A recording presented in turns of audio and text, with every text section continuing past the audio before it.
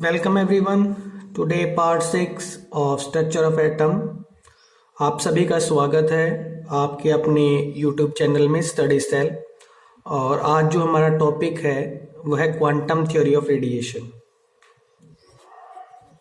Quantum theory of radiation.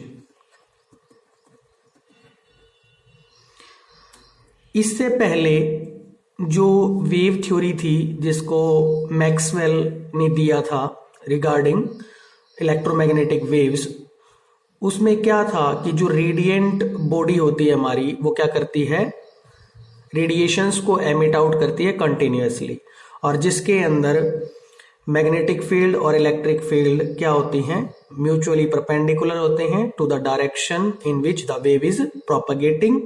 और हमने क्या बात की थी कि जो इलेक्ट्रोमैग्नेटिक वेव होती हैं वो किस में ट्रेवल करती हैं, वैक्यूम में भी ट्रेवल कर सकती है और उनको ट्रेवल करने के लिए कोई भी मीडियम नहीं चाहिए। तो वेव थ्योरी जो थी रिगार्डिंग इलेक्ट्रोमैग्नेटिक रेडिएशंस, उसने बहुत सारे कंसेप्ट्स को एक्सप्लेन किया। कौन से कंसेप्ट्स को? जैसे रिफ्लेक्शन, रिफ्रैक्शन, डिफ्रैक्शन, पोलराइजेशन। इन सभी कंसेप्ट्स को किसने एक्सप्लेन किया? वेव थ्योरी ने। किसने क्लियर किया? वेव थ्योरी ने, जो किसने रखी थी? क्लार्क मैक्सवेल ने रखी थी। लेकिन वो कुछ कंसेप्ट्स और भी बचते हैं जिनको एक्सप्लेन नहीं कर पाया। कौन सी? जैसे ब्लैक बॉडी रेडिएशन, और कौन से हमारे photo electric effect,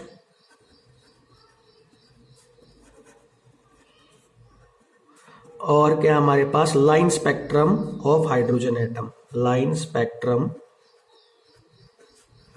of hydrogen atom. इनके बारे में जानकारी नहीं दे पाई। जो किसने रखी थी? वेव थ्योरी रखी थी मैक्सवेल क्लार्क ने। तो इसके बाद होता क्या है, एक साइंटिस्ट आता है जो इन फिनोमिना को एक्सप्लेन करता है, जिसका नाम क्या था? Max Planck. क्या नाम था उस साइंटिस्ट का? Max Planck. वो आता है और इन दोनों फिनोमिना को, इन तीनों फिनोमिना को जिनकी हम बात करते हैं, किनकी? ब्लैक बॉडी रेडिएशन की, और किसकी बात की है? फोटो इलेक्ट्रिक इफेक्ट की, और लाइन स्पेक्ट्रम की। इनको एक्सप्लेन करता है कौन? Max Planck. और एक थ्योरी रखता है। क्या रखता है? एक थ्योरी रखता है सबके सामने, और उस थ्योरी को ही जाना जाता है किसके नाम से? क्वांटम थ्योरी ऑफ रेडिएशन के। किसके नाम से जाना जाता है उस थ्योरी को? क्वांटम थ्योरी ऑफ रेडिएशन के नाम से जाना जाता है। इस थ्योरी के कुछ मेन पॉइंट्स थे। इस थ्योरी के क्या है? कुछ मेन पॉइंट्स हैं। मेन पॉइंट्स क्या हैं कि जो भी हमारे पास क्या होगी, कोई हॉट बॉडी होगी, हॉट बॉडी बोल सकते हैं उसको, क्या बोल सकते हैं? रेडिएंट बॉडी बोल सकते हैं। क्या बोल सकते हैं उसको? रेडिएंट बॉडी बोल सकते हैं। जो क्या करता है? लाइट रेडिएशंस एमिट आउट करता है। ठीक है, तो वो क्या करता है, जो उसको रेडिएशंस एमिट आउट करनी है, एक हॉट बॉडी क्या करेगी? रेडिएशंस एमिट आउट करेगी। एमिट आउट किसकी फॉर्म में करेगी? In small packets, in small packets of energy, in small packets of energy की फॉर्म में एमिट आउट करेगी। लेकिन जो ये लाइट रेडिएशंस एमिट आउट हो रही हैं वो कॉन्टिन्यूसली नहीं हो रही। वो किस फॉर्म में हो रही हैं? डिसकॉन्टिन्यूसली। कैसे हो रही हैं वो? डिसकॉन्टिन्यूसली। और in small packets of energy को, या फिर इन बंडल्स को, bundles of energy, in bundles of energy को हम क्या बोलते हैं? क्वांटा बोलते हैं। क्या बोलते हैं इनको? क्वांटा हम बोलते हैं। क्वांटा जो वर्ड है वो यूज किया गया है किसके लिए? प्लूरल के लिए। किसके लिए यूज किया गया है? प्लूरल के लिए। अगर हमें कैसा लेना है, सिंगुलर लेना है, तो उसके लिए वर्ड यूज कर सकते हैं हम क्वांटम। क्या यूज कर सकते हैं? क्वांटम वर्ड यूज कर सकते हैं। किसके लिए? सिंगुलर के लिए। आगे क्या है, जो इसका सेकेंड पॉइंट है थ्योरी का, मेन पॉइंट है, उसने क्या बोला? जो एनर्जी है, जो क्या है? एनर्जी है जो किसके साथ जुड़ी हुई है, क्वांटा के साथ। किसके साथ जुड़ी हुई है एनर्जी, क्वांटा के साथ जुड़ी हुई है। Energy associated with quanta is directly proportional. क्या है वो, डायरेक्टली प्रोपोर्शनल है किसके, फ्रीक्वेंसी के। किसके प्रोपोर्शनल है, फ्रीक्वेंसी ऑफ रेडिएशन के। किसके प्रोपोर्शनल है, फ्रीक्वेंसी ऑफ रेडिएशन के प्रोपोर्शनल। यानी कि मैं लिख सकता हूं energy directly proportional to frequency. Energy directly proportional to frequency. जैसे ही क्या करता हूं, यहां से प्रोपोर्शनैलिटी हटाता हूं तो क्या आता है, कांस्टेंट आता है एच। क्या आता है, कांस्टेंट एच। एच क्या है यहां, किस थ्योरी का एच है ये, प्लैंक्स क्वांटम थ्योरी का। किसका है, प्लैंक्स क्वांटम थ्योरी का। तो इस एच को नाम दे रखा है किसका नाम दिया, प्लैंक्स। क्या नाम दिया इसको, प्लैंक्स कांस्टेंट। क्या नाम दिया इसको, प्लैंक्स कांस्टेंट, जिसकी वैल्यू कितनी है, इसकी वैल्यू एच की वैल्यू कितनी है, 6.626 इंटू 10 की पावर -34 जूल सेकेंड। कितनी है, 10 की पावर -34 जूल सेकेंड। इसको हम किस में रिप्रेजेंट कर सकते हैं, अर्ग में भी रिप्रेजेंट कर सकते हैं। किस में रिप्रेजेंट कर सकते हैं, अर्ग में। अर्ग में कितनी वैल्यू हो जाएगी इसकी, 6.626 इंटू 10 की पावर -27 अर्ग सेकेंड। किसमें हो जाएगी, 27 अर्ग सेकेंड। और जो इस थ्योरी का मेन पॉइंट है, क्या है थ्योरी का मेन पॉइंट, थर्ड पॉइंट, जो एनर्जी, कोई भी बॉडी, जो एनर्जी है, कोई भी बॉडी है हमारे पास, तो वो क्या करती है, या तो एमिट आउट करेगी या वो एनर्जी को क्या करेगी, एब्जॉर्ब करेगी।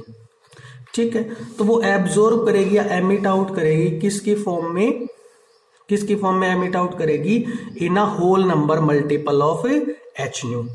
In a whole number multiple of H nu. इसका मतलब हम क्या बोल सकते हैं, जो ये एनर्जी है हमारी वो क्या है, क्वांटाइज्ड है। जो एनर्जी है हमारी वो क्या है, क्वांटाइज्ड है। एनर्जी क्या है, क्वांटाइज्ड। यानी कि एनर्जी एब्जॉर्ब्ड और emitted is equals to N H nu. क्या है, एन एच न्यू। और एन क्या हमारे पास, n is a integer. N की वैल्यू क्या है, इंटीजर। एन कितना हो सकता है आपका, एन की वैल्यू 1 हो सकती है, 2 हो सकती है, 3 हो सकती है, 4 हो सकती है, कुछ भी हो सकती है। तो जो ये हमारे पास एनर्जी एब्जॉर्ब होगी या एमिट आउट होगी वो क्या होगी, क्वांटाइज्ड होगी। वो क्या होगी, whole number multiple of H nu. वो क्या होगी, whole number multiple of H nu. Energy is equals to N H nu. इसको क्या कर सकते हैं हम, मॉडिफाई भी कर सकते हैं। इस इक्वेशन को क्या कर सकते हैं, मॉडिफाई कर सकते हैं। कैसे, क्योंकि हमें पता है frequency is equals to c by lambda. क्या होती है, frequency is equals to c by lambda. C क्या हमारे पास, स्पीड ऑफ लाइट, और लैम्डा क्या रिप्रेजेंट कर रहा है, वेवलेंथ। तो मैं लिख सकता हूं energy is equals to N h c by lambda. क्या लिख सकता हूं, energy is equals to N h c by lambda. इस फॉर्मूले का ही आपको क्या करना है, इस्तेमाल करना है किसके लिए, न्यूमेरिकल पॉइंट ऑफ व्यू के लिए। दोनों जो यहाँ मैंने क्या किए बॉक्स में डाले हैं, काफी इंपॉर्टेंट है न्यूमेरिकल पर्सपेक्टिव के लिए। तो जो ये थ्योरी रख दी थी किसने, मैक्स प्लैंक ने, तो उसने क्या किया, ब्लैक बॉडी रेडिएशन को और फोटो इलेक्ट्रिक इफेक्ट को क्या किया, एक्सप्लेन किया। उसकी बात कर लेते हैं।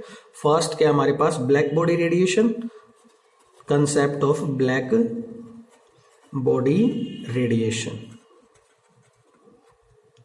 एक ब्लैक बॉडी क्या होती है हमारे पास, perfect absorber and perfect emitter of radiant energy.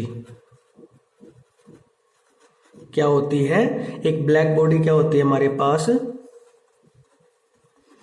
जो अच्छे से क्या कर सकती है, लाइट रेडिएशन को एब्जॉर्ब कर सकती है और अच्छे से लाइट रेडिएशन को क्या कर सकती है, एमिट आउट कर देती है। उसको हम क्या बोलते हैं, एक ब्लैक बॉडी बोलते हैं। और जो ये रेडिएंट एनर्जी की बात की है, ये क्या है, ऑल फ्रीक्वेंसीज के रिलेटेड बात हमारी, किसके रिगार्डिंग बात है, ऑल फ्रीक्वेंसीज के। किसी भी फ्रीक्वेंसी की जो लाइट रेडिएशन होगी जिसको अच्छे से एक बॉडी क्या कर सकती है, एब्जॉर्ब कर सकती है और एमिट आउट कर सकती है, उसको हम क्या बोलते हैं, ब्लैक बॉडी बोलते हैं। और जो रेडिएशंस एमिट आउट होती हैं, एक ब्लैक बॉडी जिनको क्या करती है, एमिट आउट करती है, black body emit out radiations, उसको क्या बोल देते हैं हम, ब्लैक बॉडी रेडिएशन बोल देते हैं, उसको क्या बोलते हैं, ब्लैक बॉडी रेडिएशंस बोल देते हैं। हमने क्या देखा कि जो एनर्जी थी किसी भी इलेक्ट्रोमैग्नेटिक रेडिएशन की, एनर्जी ऑफ इलेक्ट्रोमैग्नेटिक रेडिएशन, वो क्या थी, डायरेक्टली प्रोपोर्शनल थी किसके, इंटेंसिटी के, वो क्या थी, डायरेक्टली प्रोपोर्शनल टू इंटेंसिटी, यानी कि मैं कह सकता हूं energy directly proportional to intensity. लेकिन हमें क्या पता था कि जो हमारे पास क्या है, कोई फ्रीक्वेंसी है और वेवलेंथ है, क्या है उनके, क्या है ये जो रेडिएशन होती हैं, जो क्या रखती हैं, फ्रीक्वेंसी रखती हैं, वेवलेंथ रहती है, वो क्या है, इंडिपेंडेंट है, एनर्जी उनके क्या है, इंडिपेंडेंट है, ऐसा इलेक्ट्रोमैग्नेटिक रेडिएशन के अकॉर्डिंग बोला गया। ठीक है, तो इसका मतलब हमें क्या है, जब हम ऑब्जर्व करते हैं, क्या करते हैं, एक चीज ऑब्जर्व करते हैं, हमारे पास क्या है, कोई बॉडी है, हमारे पास क्या है, कोई बॉडी है, और उसको हमने क्या किया है, हीट किया है, उसको क्या किया हमने, उस बॉडी को क्या किया गया है, हीट किया गया है, बॉडी को हीट किया गया है। ये बॉडी क्या हो सकती है हमारे पास, हम मेटल ले सकते हैं, क्या ले सकते हैं, मेटल रोड ले सकते हैं, क्या ले सकते हैं, मेटल रोड ले सकते हैं। तो होना क्या चाहिए कि जो उनकी कलर होना चाहिए, जो बॉडी को जब हम क्या करते हैं, गर्म करते हैं, मेटल रोड को क्या करते हैं, गर्म करते हैं, तो कलर क्या होना चाहिए हमारा, सेम रहना चाहिए, सेम कलर, बट उनके अंदर क्या डिफरेंस आना चाहिए, डिफरेंस आ सकता है कि इसमें इंटेंसिटी ऑफ कलर में फर्क आना चाहिए। कलर तो क्या रहना चाहिए, सेम रहना चाहिए, जब हम उस मेटल बॉडी को क्या करते हैं, हीट करते हैं, ठीक है, कलर सेम रहना चाहिए। लेकिन कलर में कितना फर्क आ सकता है, इंटेंसिटी में फर्क आ सकता है, किसमें फर्क आ सकता है, इंटेंसिटी में फर्क आना चाहिए। जब हम क्या करते हैं, टेम्परेचर को क्या करते हैं, बढ़ाते हैं या वेरिएशन लेके आते हैं, तो ये चीज होनी चाहिए किसके अकॉर्डिंग, इलेक्ट्रोमैग्नेटिक थ्योरी के अकॉर्डिंग। लेकिन ऐसा होता नहीं, क्या है, ऐसा ऑब्जर्व नहीं होता। क्या होता है कि जब भी हम किसी मेटल रोड को क्या करते हैं, मेटल रोड को क्या करते हैं, हीट करते हैं, तो क्या होता है, जो उसके एटम्स होते हैं वो क्या करते हैं, एनर्जी को एब्जॉर्ब करते हैं, एटम्स क्या करते हैं, एब्जॉर्ब एनर्जी, और क्या करते हैं, बाद में उस एनर्जी को क्या करते हैं, एमिट आउट करते हैं, उस एनर्जी को क्या करते हैं, emit out in form of radiation, in form of radiation उसको क्या करते हैं, एमिट आउट करते हैं। और जो रेडिएशन होती है जिस फॉर्म में उसको एमिट आउट करते हैं, उनकी क्या है, कुछ फ्रीक्वेंसी, उनकी क्या है, फ्रीक्वेंसी है। और जो फ्रीक्वेंसी है एमिटेड रेडिएशन की, फ्रीक्वेंसी ऑफ एमिटेड रेडिएशन, वो क्या करती रहती है, बढ़ती रहती है। जैसे जैसे हम क्या करते हैं, उस बॉडी को हीट करते रहते हैं, हीटिंग चलती रहती है, तो वो फ्रीक्वेंसी क्या होती रहती है, हमारी बढ़ती रहती है। और जो कलर होगा वो भी क्या होता रहेगा, हमारा चेंज होता रहेगा। तो फ्रीक्वेंसी बढ़ती रहेगी, जब क्या होगी, बॉडी को हीट करेंगे तो उसी के अकॉर्डिंग क्या होगा, हमारा कलर चेंज भी होगा। जैसे हमारे पास कोई मेटल सरफेस है, आयरन रोड है, उसको हम क्या करते हैं, गर्म करते हैं, तो सबसे पहले उसका जो कलर आता है वो रेड आता है। उसको अभी क्या किया हमने, गर्म करना शुरू किया, फिर वो कलर किससे चेंज होता है, येलो से, फिर किस में चेंज होता है, ब्लू से। तो हमें पता होना चाहिए जो रेड की फ्रीक्वेंसी है, फ्रीक्वेंसी किसकी है, रेड की, वो क्या है, लो है। और जो ब्लू की फ्रीक्वेंसी है वो क्या है, हाई है।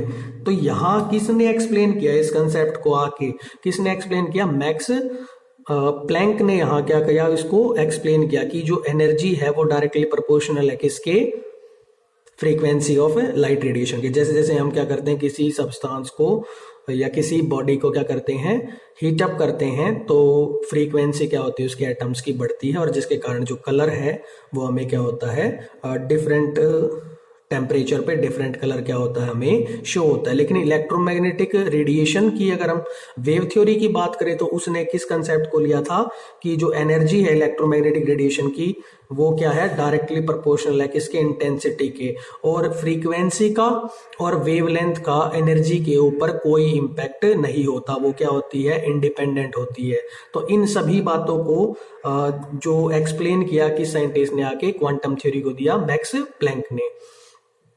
अब हम क्या करते हैं, जो रिलेटेड हमारा जो दो टॉपिक हमने पढ़े हैं यहाँ पे, एक तो फॉर्मूले हमारे पास क्या, energy is equals to N H nu और energy is equal to N h c by lambda, इनके रिगार्डिंग क्या करते हैं, क्वेश्चन करते हैं और इस क्वांटम थ्योरी के न्यूमेरिकल्स की प्रैक्टिस करते हैं नेक्स्ट वीडियो लेक्चर में।